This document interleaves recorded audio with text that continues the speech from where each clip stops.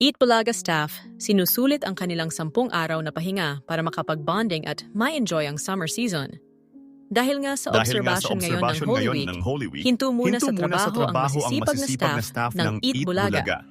Kaya naman ginagamit na nila ang pagkakataong ito para makapag-relax at mag-enjoy bago muling sumabak sa trabaho sa susunod na linggo.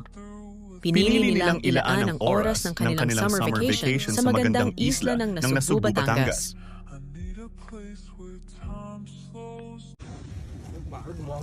Wow, best in talent. Init. Pa.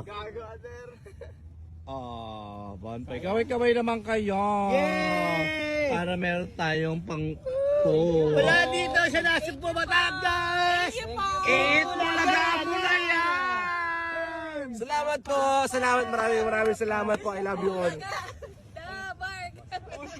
Hoy, Pedro.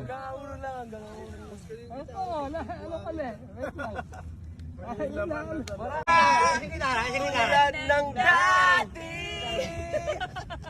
Sabay-sabay kayo sa video ko. May pag-asa pa ba? Kung susuko ka na. Larawan mo ba'y lulubog?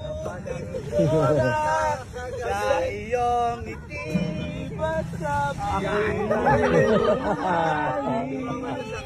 Iwan!